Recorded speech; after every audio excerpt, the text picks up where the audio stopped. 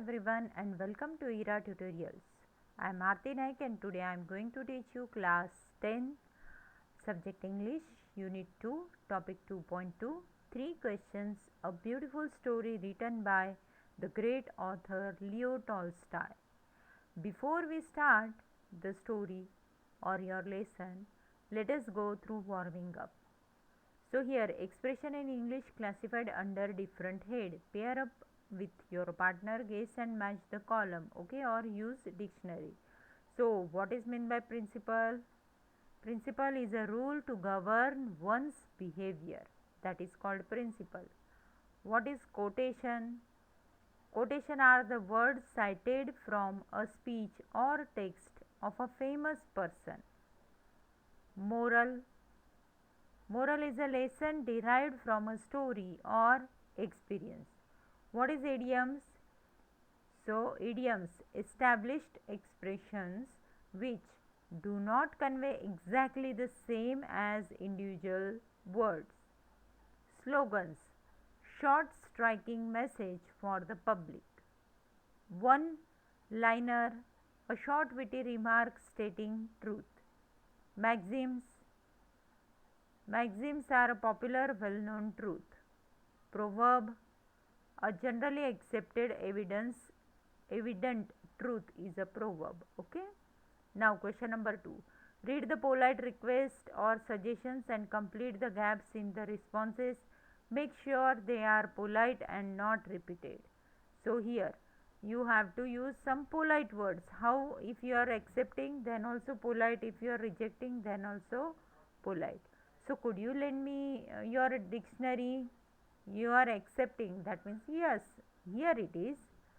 You are refusing, I am sorry, I can't, I am using it now. Can you please pass the salad? Acceptance, sure. Accept, yes, here you are. May I know the exact time for accept? Right now it is exactly 10 to 6 or it's 10 minutes past 5. Shall we plan a class picnic? Agree. Then your answer will be yes. Let's go. Refuse. Not now. I am going to my native place. Do you need help? Accept. Yes, please. Refuse. It's all right. Thank you. I can manage. Is it all the right? All right if I use your laptop? Is it all right if I use your laptop? Acceptance is there, then yes, I can spare it for an hour. And if if you want to refuse, say politely, well, could you wait some time? I have some things I need to complete. Question number 3. Let us see if you remember the nursery rhyme you must have sung as a kid. The time to be happy is now. The place to be happy is here, and the way to be happy is to make someone happy and have a little heaven right here only. Okay. So, why this poem? Because this poem is related to our lesson. So, let us start with the lesson.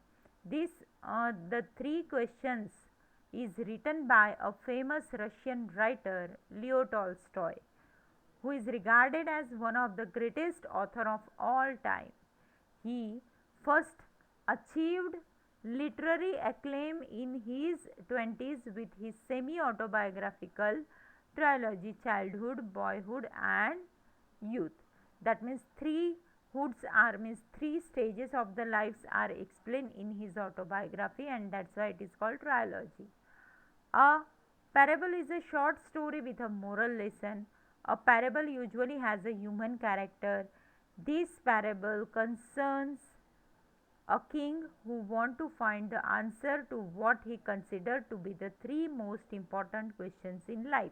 So these are the 3 questions are there which is in the life of the king. King is asking trying to find out answers for these 3 questions. So this is a parable, means it is a short moral story. So let us begin. Once a certain king had an idea. If he always knew the right time to begin everything, if he knew who were the right people to listen to and who to avoid the most important thing to do.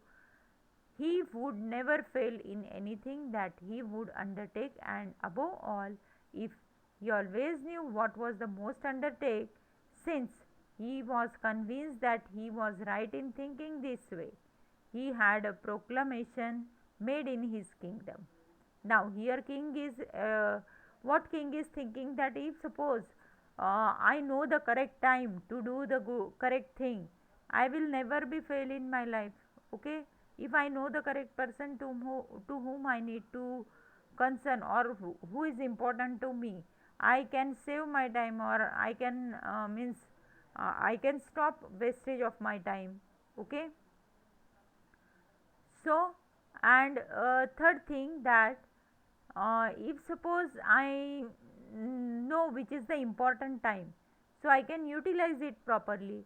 And to get the answers of these three questions, he made a proclamation. Proclamation means a public announcement. Okay, proclamation means public announcement. He would give a great reward to anyone who would teach him what the right time was for the every action, who the most necessary people were, and how he might know the most important thing to do. So three things he want to know. First is right time, second is the important person, and third is the important things. Okay, for that he made proclamation. So if anybody is knowing the answer, can claim for it. Many learned people came to the court, but they all gave different answers. In reply to the first question, some said that to know the right time for every action, one must draw up in advance a table of days, months, years, and must live strictly according to it. Others declared that it was impossible to decide beforehand the right time for every action, but that not letting oneself be absorbed in ideal pastimes. One should always attend to all that was going on, and then do that was the most essential. Yet others said that it was impossible for one man to decide correctly the right time for the every action, and that the king should instead have a council of wise people who would help him to fix proper time for everything. Okay, so when he made the public announcement, many people came with their different ideas, but nobody gets success in convincing the king. They gave their different opinion, that make timetable, or it is impossible to, we can't, we don't know future, so we can't make this type of things. Some said king need to make a council, so that council people will give suggestion to him. Okay, equally varied were the answers to the second question. Some said the people the king most needed were his counselors. Others said that priest is important person in king's life. Others said doctors are important in king's life, while some said warriors were the most necessary. So for second answer also, variety of for second question, variety of answers he received. To the third question about what was the most important occupation, some replied that the most important thing in the world was science. Others said it was skill in warfare, and others again that it was religious worship. So the king was convinced by none of these answers and gave reward to none, because king's expectation was something different, and whatever other gave answer, different people came from different places, or we can say scholars, they gave whatever answer, king was not convinced by it. Now, as he didn't got any proper answer, he decided to find out the answer. Okay, so he decided instead to go to a hermit who was widely renowned for his wisdom. Means he decided to meet an intelligent people, that is called hermit, who was living outside the kingdom. Okay, but he was very famous for his knowledge. The hermit lived in a small hut in the forest which he never left. So now, if suppose king is calling him, he will never come, he will refuse to come there. And the king was knowing that thing, and that's why he decided to personally go and meet the hermit. Okay, so he spoke now hermit spoke only to the common folk. He don't like to speak with king or any kingly person. So the king put on simple clothes and approaching the hermit's cell, dismounted his horse and left his bodyguard behind. Means when he saw that the now house is near, uh, then he dismounted his horse and he started walking, and by walk he go to the hermit's house. He didn't show him that he is a king, or he changed his attire to show that he is a common person. When the king arrived, the hermit was digging the ground in front of his hut. He greeted the king but went on digging. The hermit was frail and weak. Frail and weak means very, what we can say, don't have any capacity, strength. Strength was less. So, what he used to do, he was digging the soil. So he greeted the king, but he did not give much more importance to the king. He continued with his work. But he was very weak. Each time he struck the ground with the spade and turned over a little earth, he breathed heavily. That means that is the sign. When you breathe heavily, that means you have done a heavy exercise, or because of weakness by little work also you can have this type of problem. So king realized that the hermit is very weak, so he need help. King went up to him and said, I have come to you, wise hermit, to ask you to answer three questions. How can I learn to do the right thing at the right time? Who are the people I most need, and to whom should I therefore pay more attention? And what affairs are the most important and needy to need my first attention? Okay, now king met the hermit. Now king is asking questions to hermit. Hermit is busy with his work. Let us see how he responds. The hermit listened to the king but said nothing. He just spat on his hand and resumed digging. The king watched in silence for a while. Then, feeling sorry for the hermit, he said, You are tired. Let me take the spade and work a while for you. The hermit silently handed over the spade and sat down on the ground. When he had dug two beds, the king stopped and repeated his question.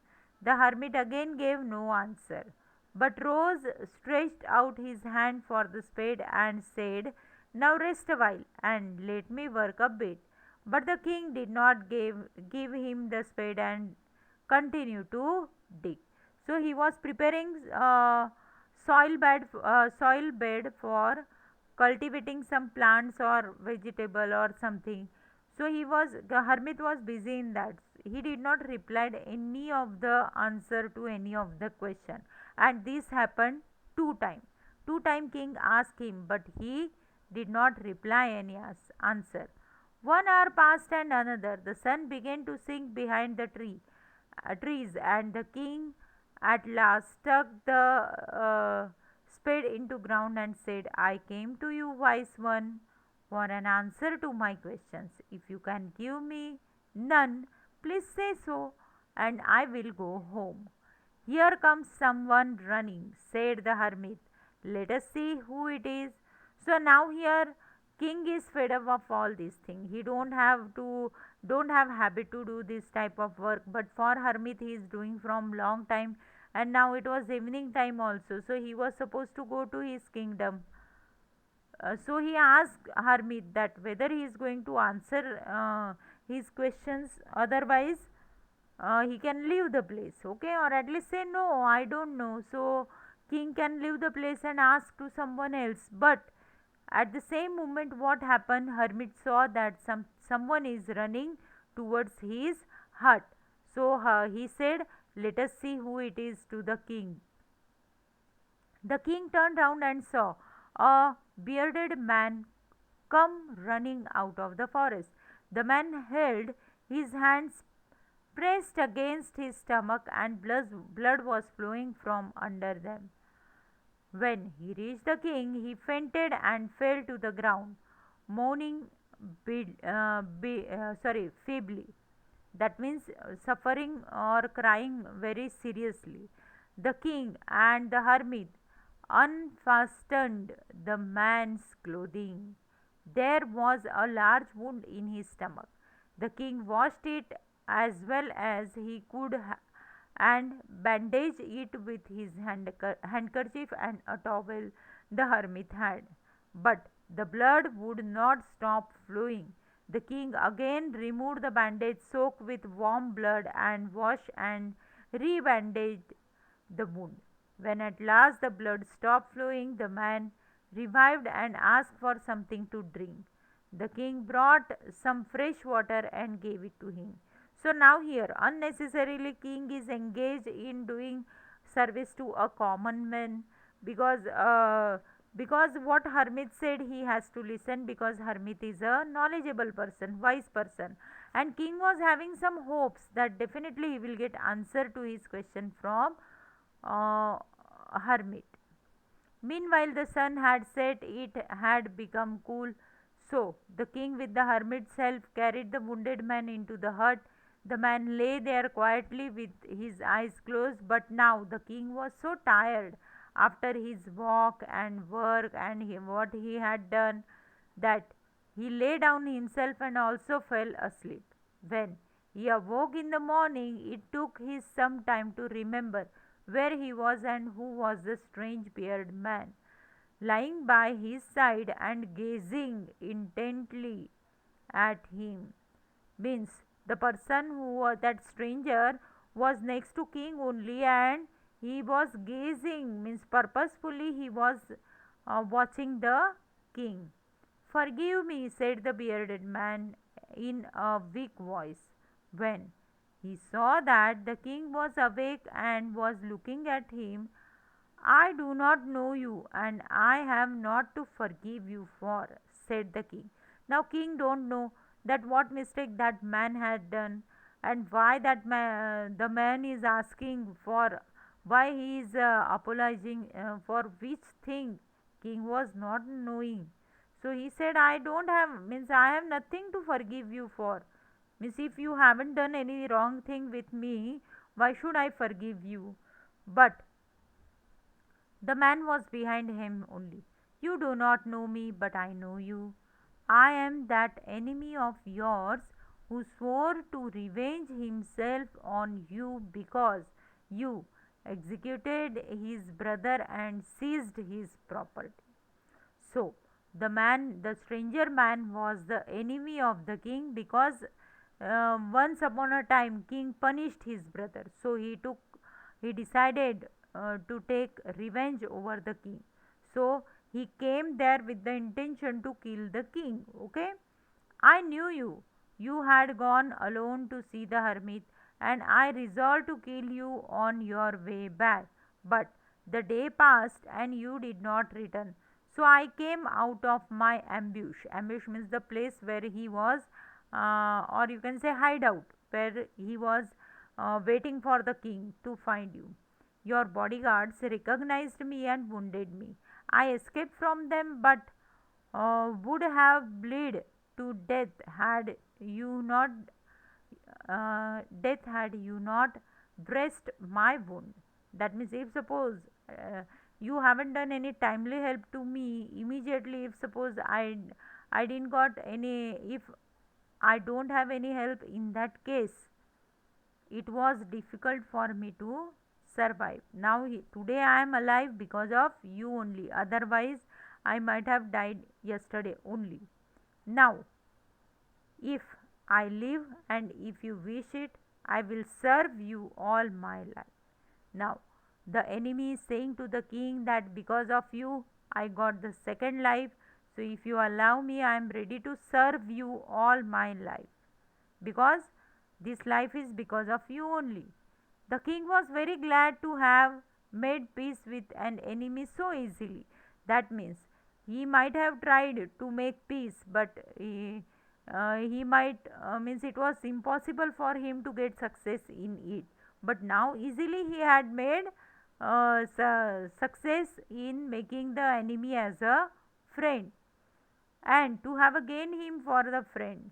He not only forgave him but said he would send his man and his own physician to attend to him. The king then took leave of him and went out of the hut to look for the hermit. Before going away, he wished once more to beg for an answer to the question he had asked. Now, from yesterday, he had asked this question near about 3 times, but hermit was not ready to answer it. So now king decided that at last now I am leaving the place, so let us ask him. If he is answering to me, it's okay. If not, then also okay, I will leave the place. So he went to the hermit to ask the question. The hermit was outside, on his knees, sowing seeds in the beds that had been dug the day before. So what hermit was doing? Hermit was sowing seed in the soil bed. The king approached him and said, "For the last time I pray you to answer my questions, wise man. You have been you have already been answered." So before he asked any question, hermit replied him that already you got the answer, said the hermit, still crouching on his thin leg, that means though means painfully doing the work, and looking up at the king who stood before him. Now king is confused that how I have been answered, I don't know. So what do you mean? Asked the king. Do you not see? Replied the hermit. If you had not pitied my weakness yesterday and stayed to dig this bed for me, you would have gone back and been killed by that man. That means, so the most important time was when you were digging the beds, and I was the most important man to do me good was your most important business. So hermit answered his all three questions in one answer only. That important time was that when he was helping hermit, important person was the hermit, and important occupation was to helping others. So like that, all he has been answered with all his three questions afterwards. Okay, that means this is the sequence of the work in our life. So first thing that happened with the king. Now second, what he did afterward, the most important time was when you were attending to that man. For if you had not bound his wounds, he would have died without having made peace with you. So he was the most important man, and what you did for him was your most important business. So remember then, there is only one time that is important, that is now. It is the most important time in our life. Important because it's only the time when we have any power. The most necessary person is the one with whom you are, for you do not know whether you will ever having dealing with anyone else, and the most important thing is to do this person good, because for that purpose alone alone were you sent into his life. So here Harmeet has explained him very nicely three question answer to the three question. First is important is the time. We are the time which is with us, that is now. Present is very important in our life. Important person is the person with whom we are and who is in need of help, and the important occupation is to help others. That is the intention of life. So everybody must. So what moral we get from this story? That important time is now. So try to live in present only. Don't think about past, don't think too much about future also. Present is important for you, because in present only you can do something. You have power to do something in present, An important person is the people, those who are around you. They are only important to you. An important occupation is to help others or to make everyone happy. That is the important job. So, wherever you go, these three questions will follow you, and you will get the same answers from these three questions. It is the situation of life. So, that is the moral of the story. I hope everybody might have understood this, and if you have any queries, you can write in comment box, and don't forget to subscribe my channel. And in next video I will give English workshop of this lesson. Thank you.